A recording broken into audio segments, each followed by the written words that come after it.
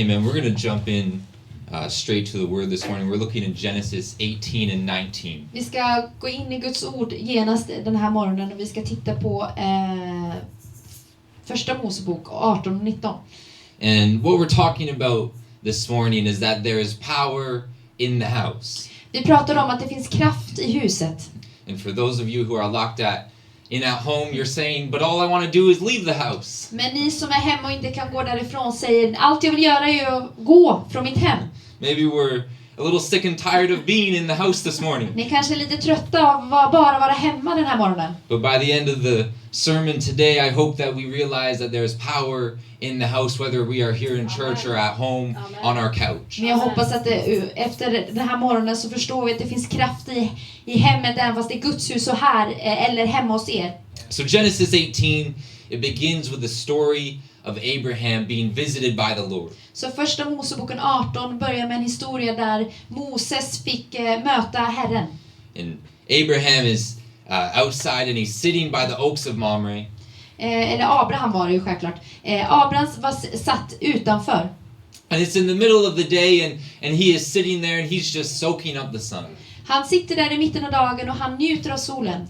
And I'm not really sure why he's staring at the ground. Och jag vet inte riktigt varför han sitter där och stirrar på backen. Maybe he had been sitting there so long that he's starting to doze off for his afternoon nap. Han kanske hade suttit där så länge så att han började och somna och ta sin eftermiddagslur. Or maybe he's just bored and he's just playing with a piece of grass. Eller kanske bara är uttråkad och leker med ett grässtrå. I'm not really sure why he's staring at the ground, but regardless of what he's doing, whenever he turns his head up, he sees some men walking towards him. Men oavsett varför han tittar ner i backen, så när han lyfter blicken igen så ser han några män som kommer mot honom. And the men, they must have still been a little bit of distance away, because the Bible says that Abraham, he gets up and he runs to meet them. Och de här männen måste ha varit en bit bort, för att Bibeln säger att Abraham reste sig upp och sprang emot dem för att hälsa på dem. And he tells these three men, if I have found favor in your sight, then please don't pass me by. Och han säger till dem att ifall ni har funnit att det jag gör är gott, så gå inte förbi mig. Let me bring you some water so you can wash up from your journey. And let me bring you some food for some nourishment. Jag vill ge er vatten så att ni kan tvätta er, och jag vill ge er mat så att ni kan bli mätta. And after I fed you and after you have washed and cleaned yourselves, then you guys can go on your way. Och när jag har fått ge er mat och när ni har fått tvättat er, så kan ni sen gå vidare. And so the three men, which is God and two angels, they say, you know what, yes, Abraham, that sounds like a good idea to us. Och de här tre männen som är Gud och två änglar säger, ja, absolut, det låter bra. And so then Abraham, he runs back to his tent. Så Abraham springer tillbaka till sitt tält. And he says, Sarah, we need to make dinner quickly. Sara, vi måste laga mat snabbt. I need some pork chops. Jag behöver lite mat. Kotletter behöver vi. And so Sarah, she doesn't start making the pork chops. She starts making the bread. Sara, hon börjar med brödet. And Abraham, he runs out to the field and he gets a calf and he tells one of his servants to prepare the calf. Och Abraham, han springer ut på fältet och tar en kalv och ber sina män där att förbereda kalven. And so he promised them only bread, but he gets together a whole meal. Han hade bara lovat dem bröd, men han fick ihop en hel måltid. And he serves this meal to them, and so as they're eating, of course, there's a little bit of dinner chat. Och han serverar de här personerna middag, och medan de äter så pratar de lite grann. And so over dinner they ask Abraham, where is Sarah, your wife? Och över middag så frågar de Abraham, var är Sara, din hustru? Where is she? And so Var är hon någonstans? Abraham's probably thinking, do you want to play compliments to the chef?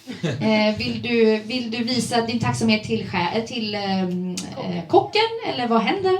It's pretty good, right? Det är väldigt gott det här, eller hur? God says, no, but by this time next year I'm going to come back and Sarah will have a son. Men nej, utan nästa år vid den här tiden så kommer jag komma tillbaka, och då kommer Sara ha fått en son. Now Abraham had just said that Sarah was back in the tent. Och Abraham har precis sagt att Sara var i tältet. But apparently the tent wasn't all that far because Sarah is listening in on the conversation. Men tältet är inte så långt borta för att Sara hör hela konversationen. And so she hears God say that by this time next year she will have a son. Så hon hör Gud säga, den här tiden nästa år så kommer hon ha en son. And Sarah, she is, to be kind, quite old at this point in life. Hon är ganska gammal vid den här tidpunkten. So she finds this pretty funny. Så hon tycker det här är ganska roligt.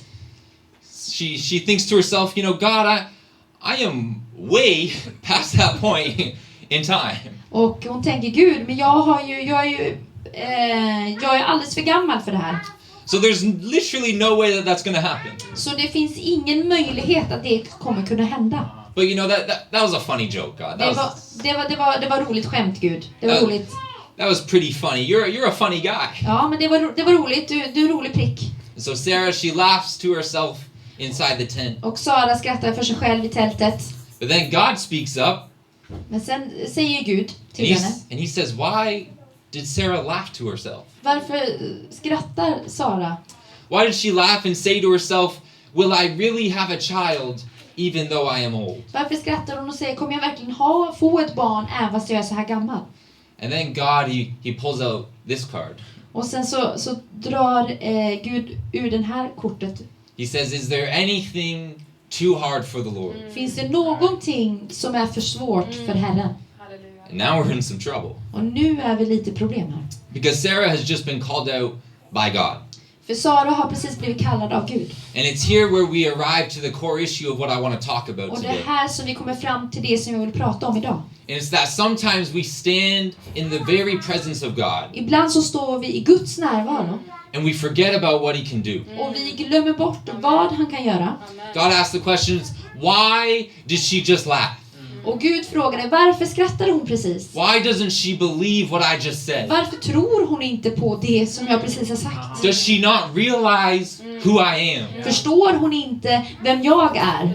Does she not realize that she is standing in the presence of her creator? Förstår hon inte att hon står i närvaron av sin skapare? Is there anything too hard? Finns det någonting som är för svårt? If I say Sarah's gonna have a son, will she not have a son? Ifall jag säger att Sara kommer få en son, kommer hon inte då få en son? Does she not know who I am? I don't get it. What's going on here? Förstår hon inte vem jag är? Jag förstår inte vad som händer här. Does she not realize the power that I have? Förstår hon inte den kraften som jag har?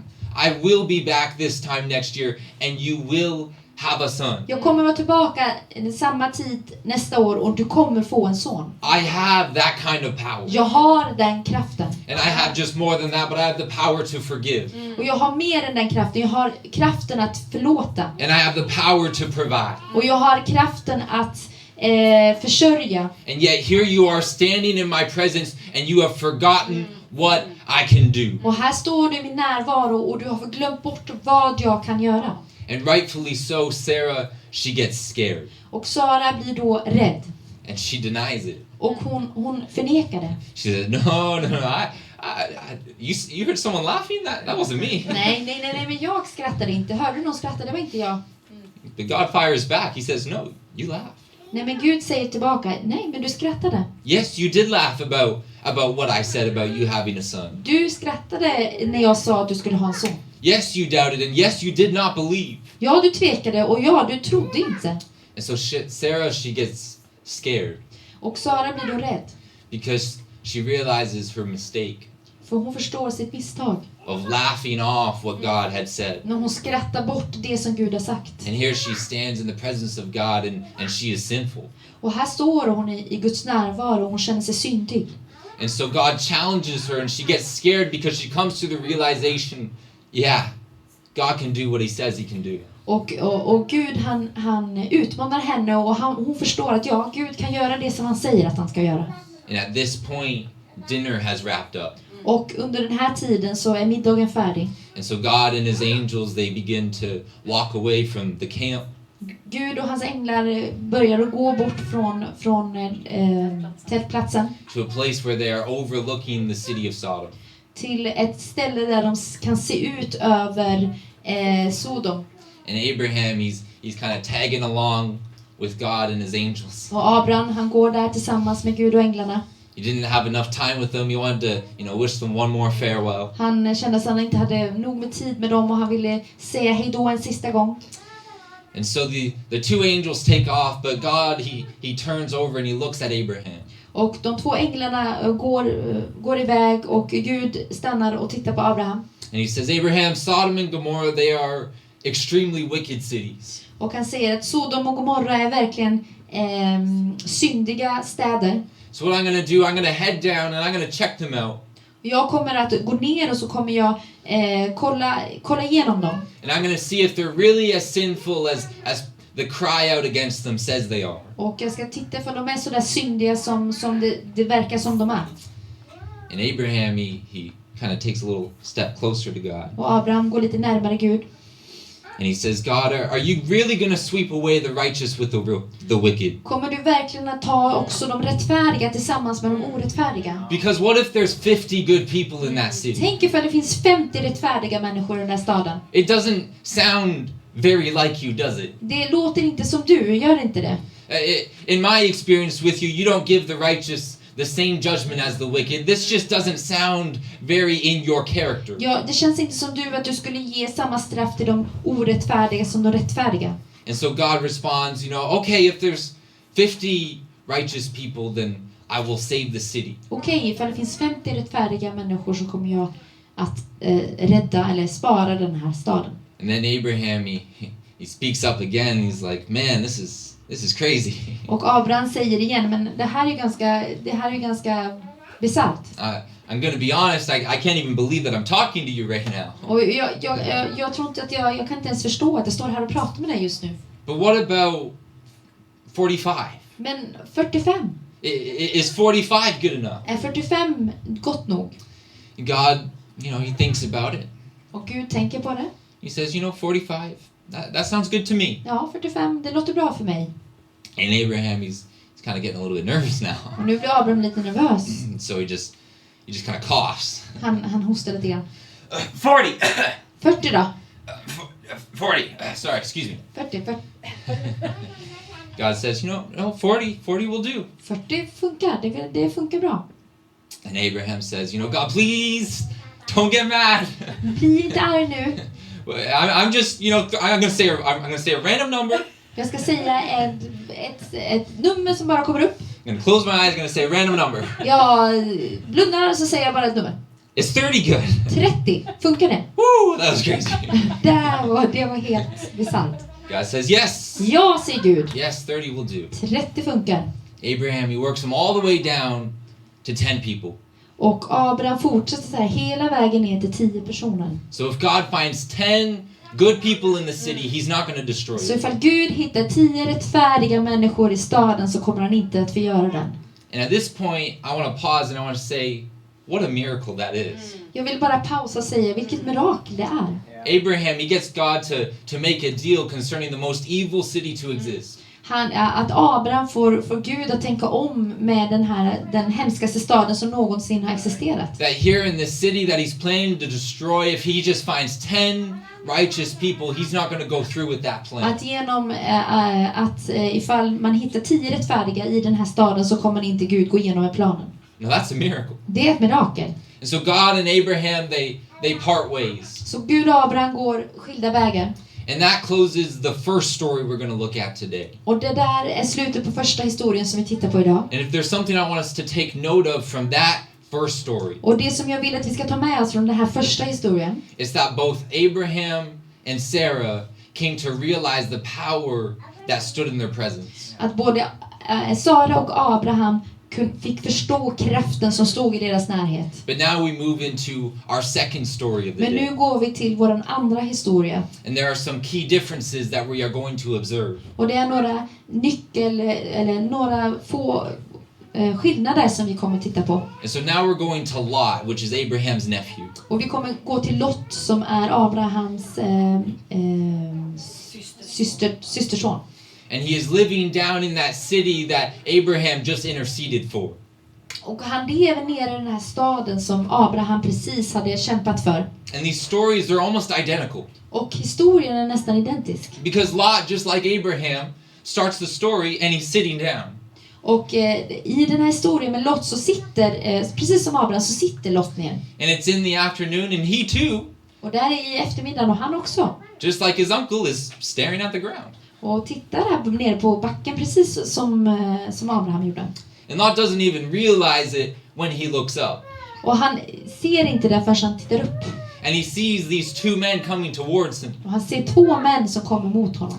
He doesn't even realizing it, but walking towards him is his miracle. Och han förstår inte att de här som går mot honom är hans mirakel. As he sits by the town gate in the afternoon, När han sitter vid stadsporten under eftermiddagen. here walks towards him his rescue squad. Här kommer mot honom de som ska rädda honom.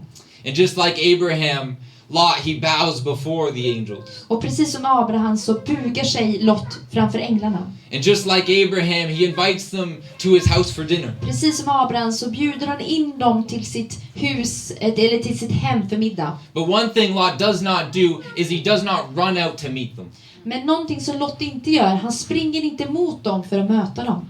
That's a key difference. Det är en väldigt stor skillnad. And we're going to come back to that, but Abraham, he knew the power that he was in, and so he ran to meet them. He was so excited about it. Men Abraham, han visste vilken kraft det var och vad det var handlade om, så han sprang för att möta dem. But for some reason, Lot, he just doesn't recognize it. Men av någon orsak så känner inte Lot igen det här. And so Lot, he invites the angels to stay the night with him. Så Lot bjuder in änglarna och stannar över natten. And the angels respond, you know, actually we were just going to stay in the town square. Och änglarna sa att nej, men vi skulle egentligen bara vara här inne i staden. But Lot, he persists so strongly in his conversation with the angels that they finally give in. They say, okay, Lot, all right, we'll come have dinner with you. Men Lot insisterar så mycket att änglarna till slut ger med sig och säger ja, men vi kommer hem till dig och har middag med dig. And so just like Abraham, Lot, he cooks them up a whole feast and he serves them dinner. Precis som Abraham så lagar Lot en fin festmåltid och serverar dem.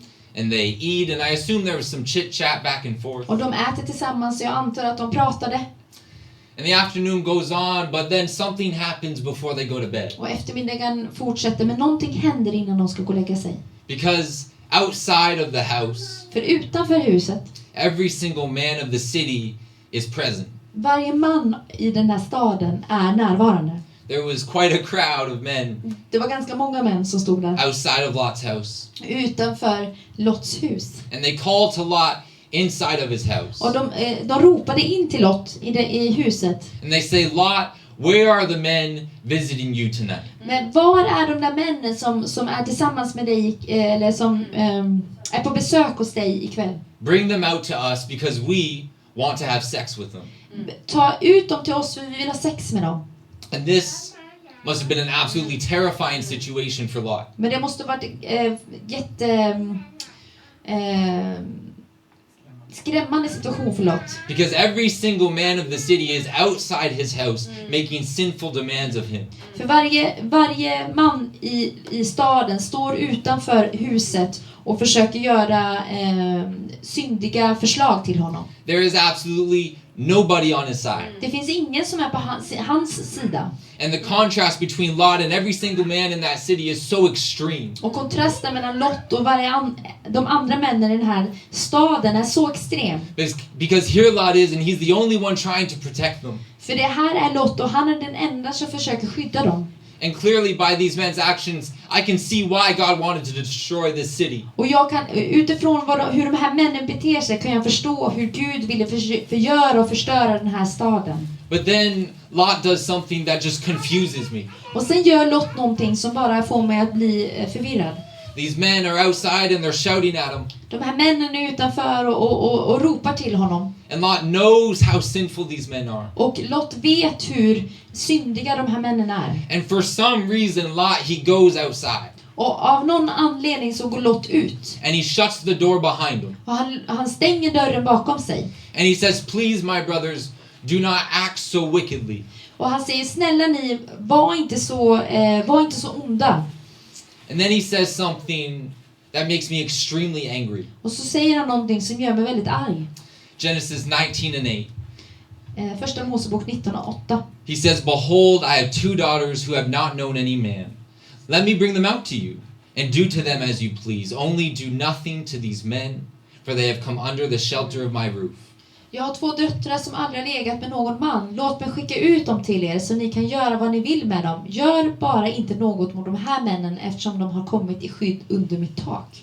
Lot says, behold, I have 2 daughters and you can have them. Han säger att jag har 2 döttrar och ni kan ha dem. Få dem. For me, the whole story falls apart right here. Och hela berättelsen faller ihop här. And it's right here where I stop and I say, Lot, what are you doing? Och då tänker jag så här, Lot, vad gör du?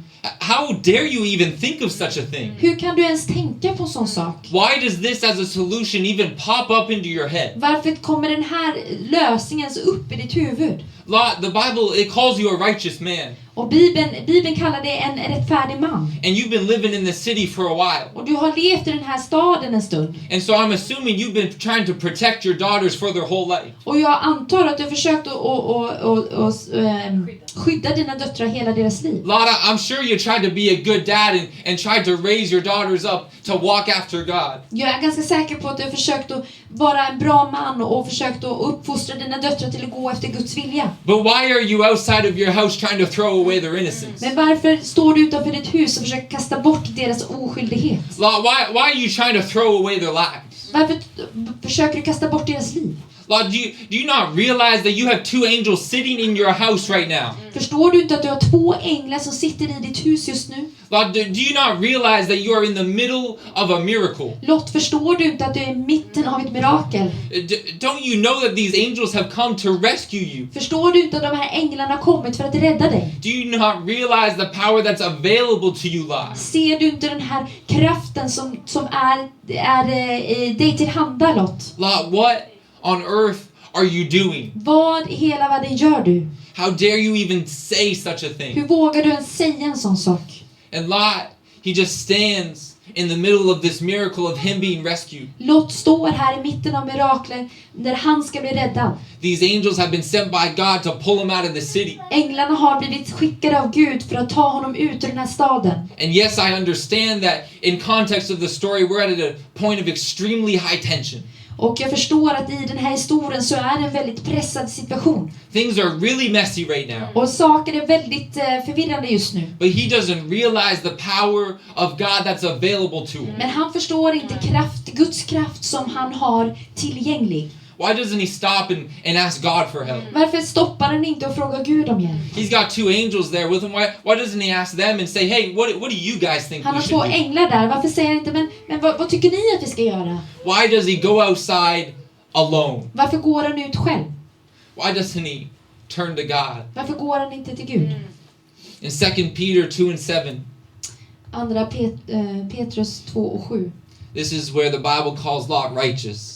Och det här som Bibeln kallar Lot rättfärdig. It says if he rescued Lot, who was a righteous man, Men han räddade den rättfärdige Lot.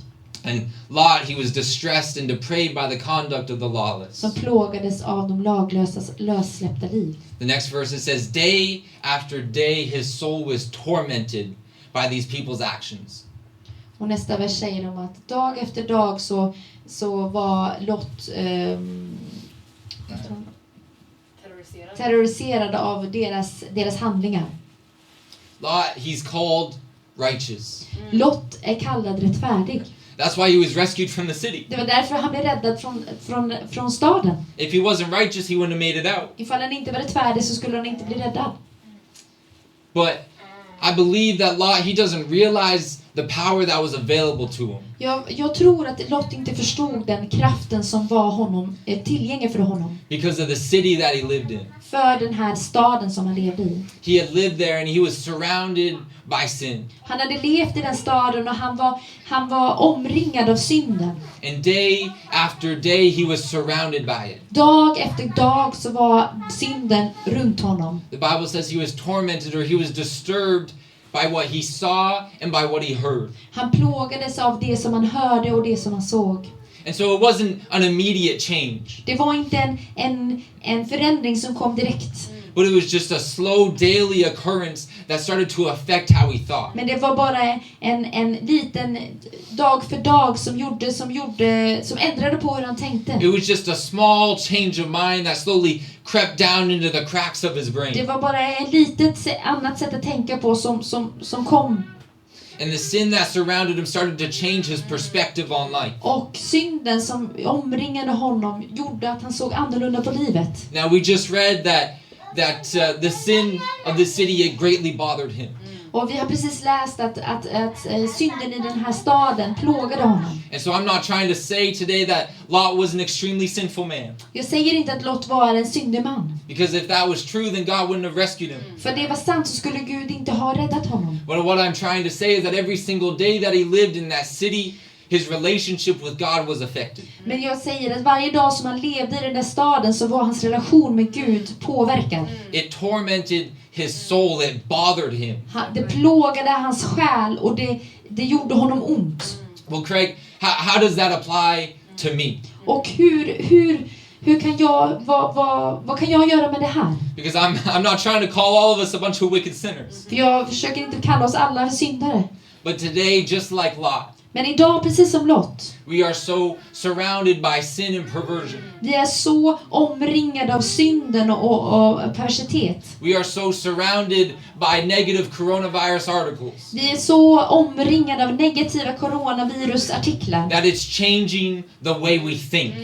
Det ändrar hur vi tänker. And we can get so attuned with what the world is saying. Och vi kan bli så i samma tanke som som världen säger. That God can be in our very midst and we don't even realize Att it. Gud kan vara mitt ibland oss och vi inte ens inser det. God can be trying to work a miracle and we're just not even paying attention. Att Gud kan hålla på att göra ett mirakel och vi märker det inte ens. But just like Lot, we're just a little too worried about what's happening outside of the Men house. precis som Lot så är vi lite för bekymrade över vad som händer utanför huset. God, he sends 2 angels to rescue Lot. Gud skickar 2 änglar för att rädda Lot. But Lot is too worried about the commotion outside of his house. Men Lot är alldeles för bekymrad över det som händer utanför hans hus. That he can't pay attention to the power and the opportunity that sits in front of his dinner table. Att han inte ser den kraften och den möjlighet som sitter precis framför honom vid hans middagsbord. And so as that angry mob presses forward, Och eftersom när den här arga styrkan pressar framåt, Lot is in great danger here. så är Lot i fara här.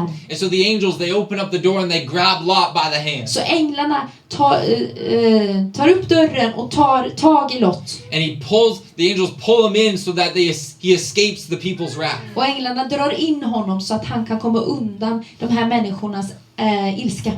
And then the next morning they say, Lot, Och nästa morgon säger de, Lot, please, you have to hurry up and leave. du måste skynda dig och lämna. This place is going to be destroyed. Den här platsen kommer att bli förstörd. But Lot doesn't leave, he just kind of lingers around. Men Lot, han vill inte lämna, han bara går där och liksom drar benen efter sig. And again, the angels have to take him by the hand and they pull him out of the city. Och igen så behöver änglarna ta tag i honom och dra ut honom ur staden. And I think that if the angels never grabbed Lot by the Och hand, jag tror att ifall änglarna aldrig hade tagit tag i Lots händer, I don't think he ever makes it out of the city. så hade jag inte trott, då tror jag inte att han hade klarat sig ur staden. Because he was too wrapped up about what was happening outside of his house. För han funderade mer vad som hände utanför hans hus. He was so worried about what was going on outside of his doors, he couldn't pay attention to anything else. Han var så oroad över vad som hände utanför hans dörr att han inte kunde fokusera på någonting annat. And so the fear of what was happening outside Så rädslan av vad som hände utanför overpowered the miracle that was waiting inside. övervägde den kraften som fanns på insidan. And just like Lot, we can get so desensitized to the power of God. Vi kan bli så okänsliga av Guds kraft. That just like Lot, there could be angels ready to minister us today, but we don't even know it. Och precis som Lot så kan det finnas änglar här som är redo och vill signa oss och vi vet inte ens om det. We get so wrapped up in the panic and all the negativity of life Vi blir så tagna av all negativitet i livet. that we just march out of the front door of our homes and we say, I can do this by myself. Och vi går utanför våran dörr och säger, det här kan jag göra själv. The doctors haven't come up with a cure, so I'm gonna have to figure it out by myself. Ja, doktorn har inte kommit fram till någon botemedel, men jag kommer fixa det själv. We're running out of face masks, I'm gonna have to put a scarf around my mouth and I'm gonna fix the problem myself. Ifall vi inte har några maskar så tar jag en scarf runt min mun. Jag kan fixa det själv. Lot, he wasn't alert enough to say, wait a minute. Och Lot var inte alert nog att säga, vänta lite. Let's just pause for a second. Nu kan vi pausa lite. I've got angels in my Jag har house. änglar i mitt hus. Wait a minute. Vänta lite. I have a very present help in a time of trouble. Jag har verkligen hjälp här när jag är i behov, i nöd. Sometimes we aren't alert enough to say, wait a minute. Ibland är vi inte alerta nog att säga, vänta lite. Wait a second, I've got God on my side. Men vänta lite, jag har ju Gud på min sida. We just walk out the front door. Vi bara går ut ur dörren. I don't know, I guess I'll just figure this out somehow on my Ja, own. men jag funderar ut någonting själv.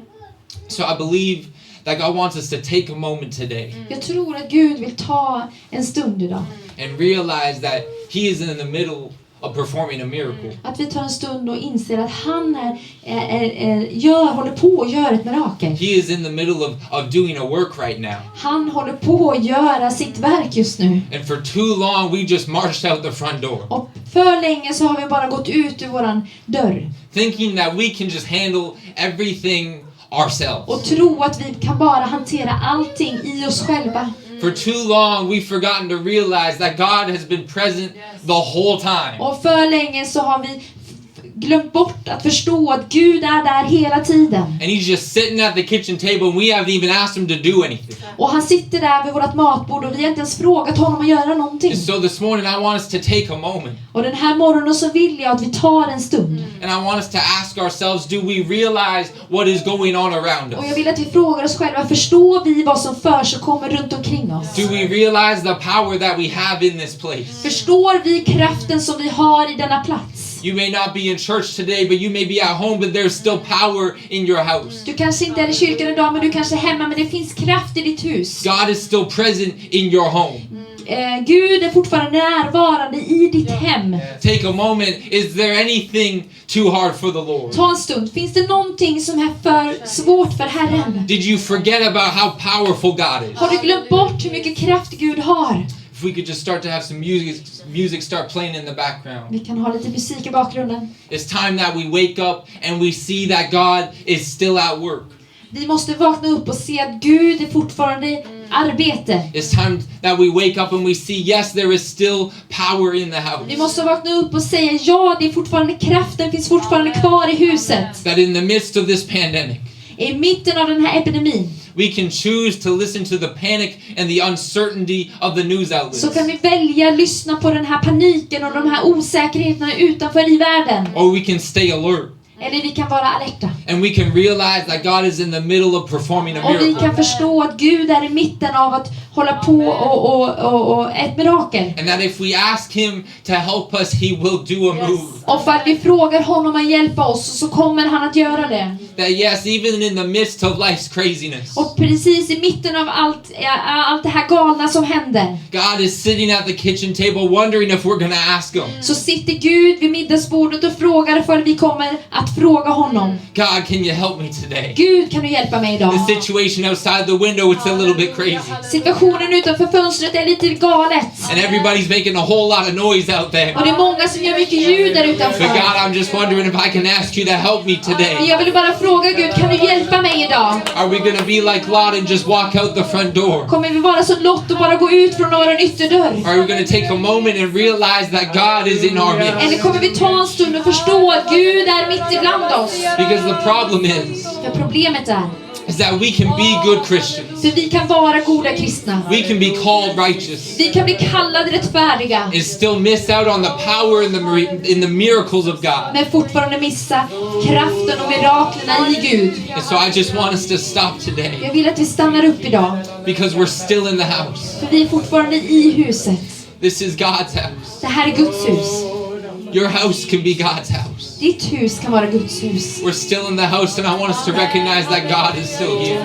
Och vi är fortfarande i huset och jag vill att vi förstår att Gud är här. That you don't have to walk out your front door and wonder how you're going to solve this Du situation. behöver inte gå utanför din ytterdörr och undra hur du ska lösa situationen. That you don't have to leave the house without God. Du behöver inte lämna huset utan Gud. But you can stop and you can recognize right now Du kan stanna, du kan förstå just nu that God is here and He's available to you. att Gud är här och han är tillgänglig för dig. That there is power in the house. Att det finns kraft i huset. That you don't need to go outside of the house looking for answers. Du behöver inte gå utanför huset för att leta efter svar. You don't have to go outside of the house looking for a solution. Du behöver inte gå utanför huset för att hitta en lösning. But the power that you've been looking for. Men kraften som du har letat efter. And the solution that you've been looking for. Och lösningen som du har letat efter. The protection that you've been looking for. Beskyddet som du har letat efter. It's inside the house today. Finns i huset idag. What you've been looking for is inside the house today. Det som du har letat efter finns i huset idag. Why don't we just take a moment and we just start to direct our prayers to God? Vi tar en stund